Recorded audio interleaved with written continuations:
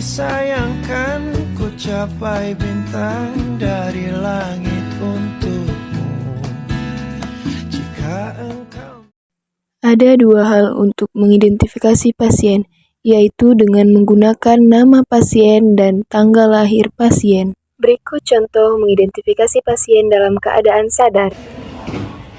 Selamat pagi Ibu, saya perawat Cinta, perawat tugas pada pagi hari ini dari pukul 8 sampai pukul 2 siang Ibu. Baik Ibu, di sini saya akan melakukan tindakan pemberian obat melalui selang infus. Baik Ibu, boleh tolong sebutkan nama dan tanggal lahirnya. Izin saya melihat gelang identitasnya agar tidak terjadi kesalahan Ibu. Nama saya Fitri Dewi, tanggal lahir 27 Oktober 2006. Ya, sudah benar ya Ibu. Baik Ibu, tindakannya sudah selesai. Apabila nanti ada keluhan atau butuh bantuan, bisa hubungi saya di nearest station ya Ibu. Ya, permisi ya Ibu.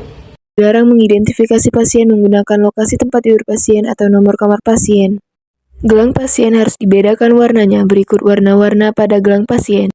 Gelang biru diberikan pada pasien berjenis kelamin laki-laki, baik dewasa maupun bayi yang baru lahir. Gelang berwarna pink diberikan pada pasien berjenis kelamin perempuan, baik dewasa maupun bayi yang baru lahir. Gelang berwarna putih diberikan pada pasien yang memiliki jenis kelamin ganda. Gelang berwarna kuning diberikan pada pasien beresiko jatuh. Gelang berwarna merah menandakan pasien memiliki alergi terhadap obat, makanan, atau bahan tertentu.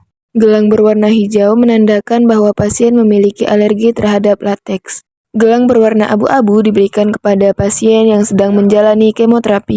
Gelang berwarna ungu artinya pasien atau keluarga tidak mengizinkan tindakan resusitasi jika jantung atau nafas berhenti. Inilah waktu yang tepat untuk melakukan identifikasi pasien. Sebelum memberikan obat pada pasien, sebelum melakukan tindakan, sebelum pemberian darah, sebelum pengambilan darah dan spesimen untuk pemeriksaan klinis, dan sebelum memberikan pengobatan. Demikianlah simulasi identifikasi pasien sadar. Dengan melakukan identifikasi yang benar, kita dapat mencegah kesalahan dan meningkatkan keselamatan pasien. Semoga video ini dapat bermanfaat dan menambah pemahaman bagi kita semua.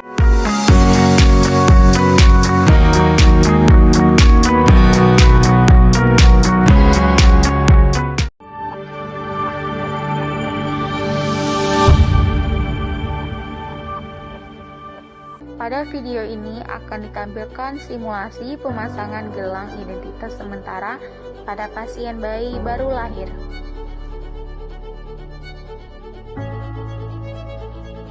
Langkah pertama, petugas menyiapkan gelang identitas sementara untuk bayi baru lahir. Gelang ini berisi identitas penting, yaitu nama ibu, nomor rekam medis ibu, serta data bayi yang meliputi jam lahir, berat badan, panjang badan, dan lingkar kepala bayi. Selanjutnya, petugas menjelaskan tujuan pemasangan gelang kepada ibu atau keluarga bayi. Perkenalkan, saya perawat Zaria yang bertugas pada pagi hari ini. Izinkan saya untuk memakai gelang pada bayi ibu agar tidak tertukar pada bayi baru lahir.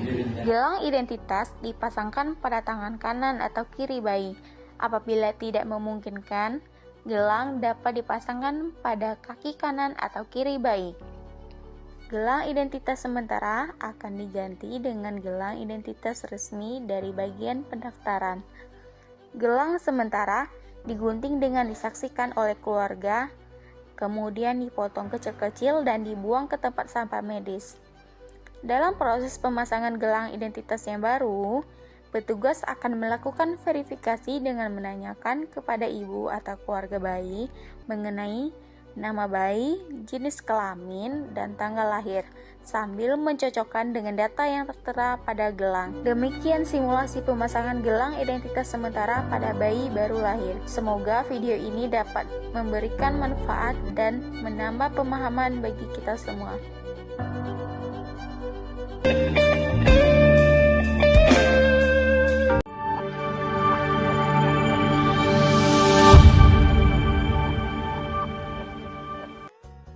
Pada pasien tidak sadar, identifikasi tidak dapat dilakukan secara langsung kepada pasien, sehingga diperlukan metode khusus seperti verifikasi melalui keluarga, pemeriksaan gelang identitas, serta pencocokan dengan rekam medis.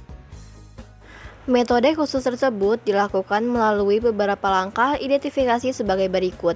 Pada pasien tidak sadar, identifikasi dilakukan dengan menggunakan minimal 2 identitas seperti nama lengkap dan tanggal lahir atau nomor rekam medis.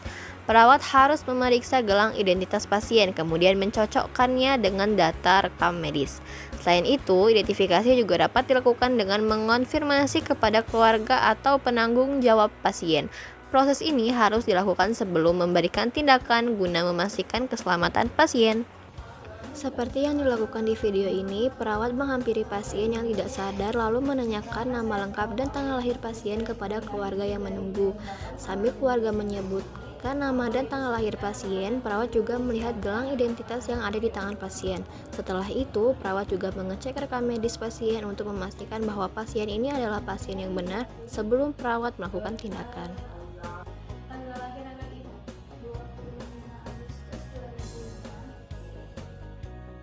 Ibu, di sini saya akan melakukan tindakan injeksi atau pemberian obat melalui salivus kepada anak ibu. Tindakan ini dilakukan kurang lebih sekitar 5 menit. Apakah ibu bersedia? Permisi ya, ibu.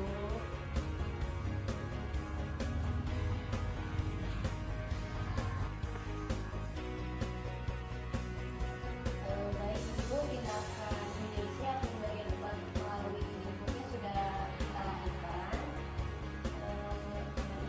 Baik, apabila ibu ada yang mau ditanyakan atau ditanyakan, boleh hubungi saya dengan diskusi ya bu.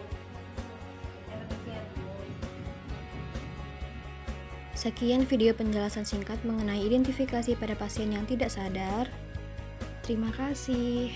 Identifikasi pasien yang tidak dikenal. Identifikasi pasien merupakan proses untuk memastikan identitas pasien secara tepat guna mencegah kesalahan tindakan dan meningkatkan keselamatan pasien. Pada kondisi tertentu, seperti pasien tidak dikenal misalnya korban kecelakaan, identifikasi tidak dapat dilakukan karena tidak adanya data identitas maupun keluarga yang mendampingi. Oleh karena itu, diperlukan metode khusus dalam melakukan identifikasi pasien.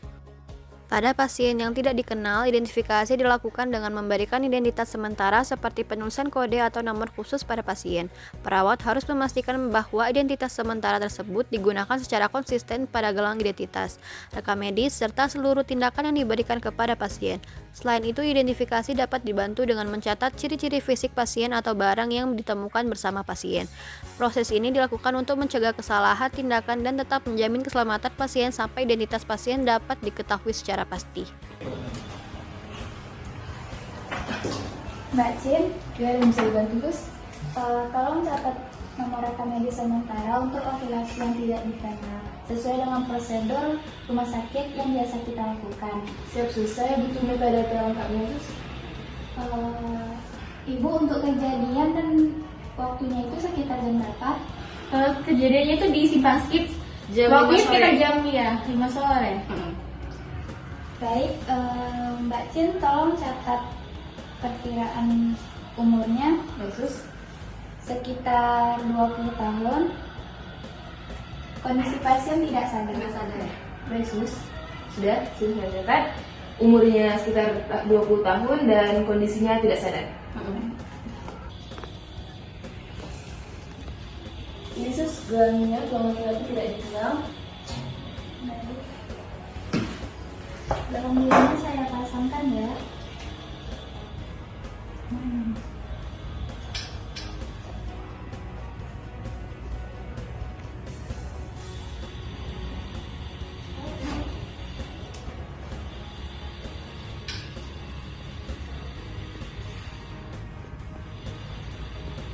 Pastikan nomor rekam medis semua terpasang di tabung sampel darah dan rekam medisnya ya Mbak Cinta. Ya, baik Sus.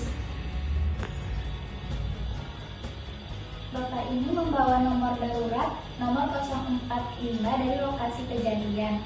Mbak Cinta, tolong nomor ini dihubungkan dengan nomor rekam medis rumah sakit kita agar data penanganan di lapangan tidak hilang.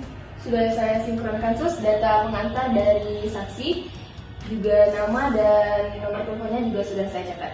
Tolong di itu dulu.